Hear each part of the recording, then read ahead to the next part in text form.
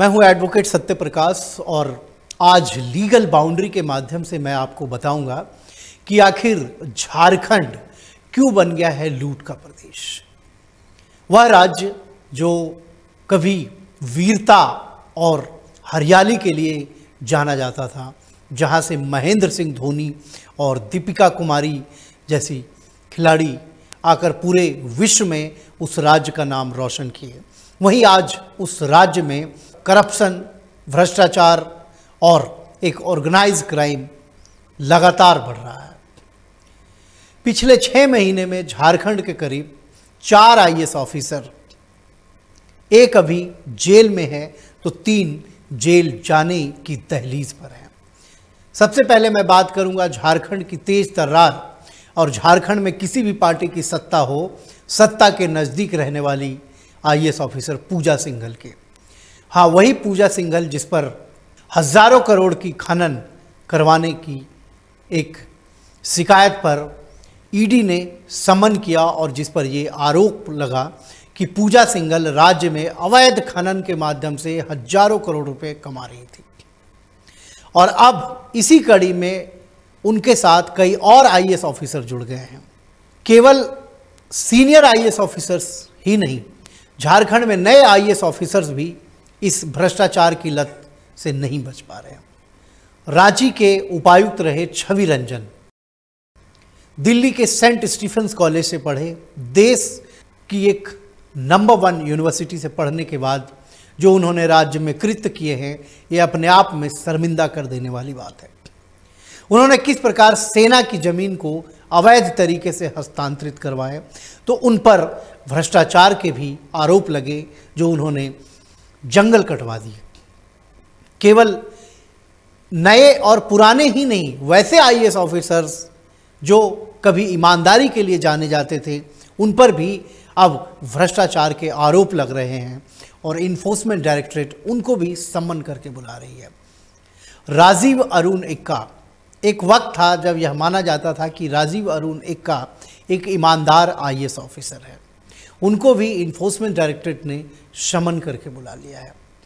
अब ये देखने वाली बात होगी कि ये जो लगातार झारखंड भ्रष्टाचार का एक जो सेफ हेवन बन चुका है, उस भ्रष्टाचार की दलदल से कैसे वहाँ के मुख्यमंत्री, जो राज्य को एक युवा मुख्यमंत्री मिला और उन्होंने इस बात का भरोसा दिलवाया था कि झारखंड को एक खुशहाल राज्य बनाएंगे, और अब उनके कार्यकाल में ही ये सारे आईएएस ऑफिसर्स ईडी द्वारा समन किए जा रहे हैं और ईडी उनको भ्रष्टाचार के आरोप में बुला रही है।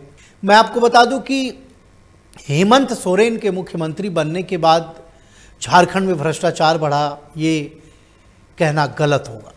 झारखंड में भ्रष्टाचार झारखंड बनने के बाद से और अधिक बढ़ गया। कारण यह रहा कि जब बिहार से अलग झारखंड राज्य बना तो झारखंड माइनिंग के लिए पूरे विश्व में प्रसिद्ध था। अब दुनिया भर के जो माइनिंग माफियाज थे, देश भर के जो माइनिंग माफियाज थे, उनकी नज़र झारखंड पे पड़ी, जहां कोयला, पत्थर, बॉक्साइट, बिजली प्रोडक्शन के लिए फॉरेस्ट, और अब झारखंड में एक नई माफिया गर्दी की जो शुरुआत हुई है साइबर फ्रॉड के नाम पे, जो ऑर्गेनाइज्ड क्राइम है, इसमें भी कई वरिष्ठ अधिकारियों की संलिप्तता रहती है उनको बचाने में। अब जब ईडी लगातार ऐसे लोगों को रडार पे लेके सम्मन कर रही है, तो देखने वाली बात यह भी होगी कि क्या राज्य के मुख्यमंत्री, जिनके घर तक ईडी पहुंच गई है, जिनको खुद ईडी ने सम्मन किया, और उनके जो सचिव थे, उनके जो एक क्लोज ऐड थे, उनको भी ईडी ने सम्मन करके उनके घर पे ईडी की बाकायदा रेड भी पड़ी।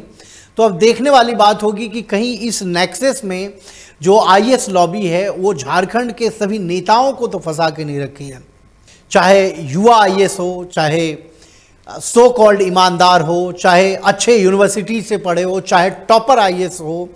पूजा सिंघल पुरवार एक टॉप ग्रेड से सिविल सर्विसेज पास करने के बाद भी भ्रष्टाचार की उन्होंने ऐसी पटकथा लिखी कि कि पूरा देश ही शर्मसार हो गया।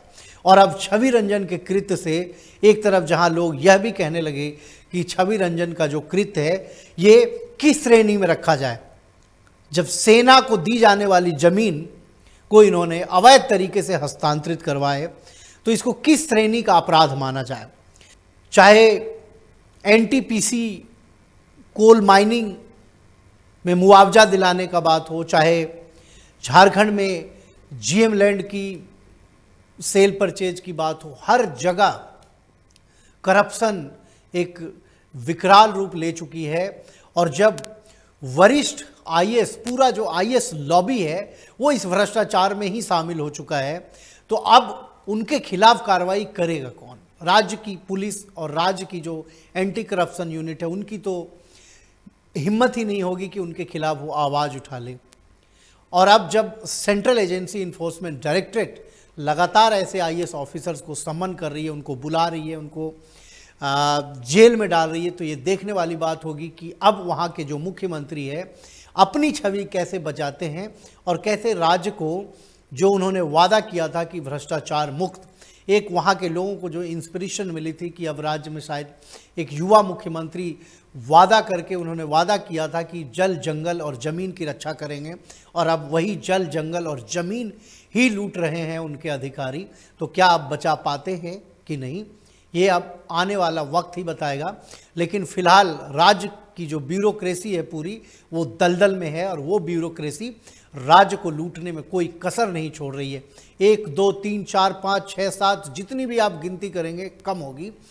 हर किसी पे कुछ ना कुछ दाग है, चाहे वो 2000 बैच का हो, 2005 का हो, 15 का हो, 20 का हो, 1985 बैच का हो, हर बैच के आईएएस अधिकारियों पे भ्रष्टाचार के आरोप लग रहे हैं और करोड़ों की संपत्ति उनकी अब सामने आ रही है। तो क्या राज्य सरकार उनकी संपत्ति अटैच करके अब राज्य के वेलफेयर में लगाएगी या सेंट्रल एजेंसी उनकी संपत्ति को अटैच करेगी? आप लीगल बाउंड्री से जुड़े रहे, लाइक करें, शेयर करें, सब्सक्राइब करें। धन्यवाद।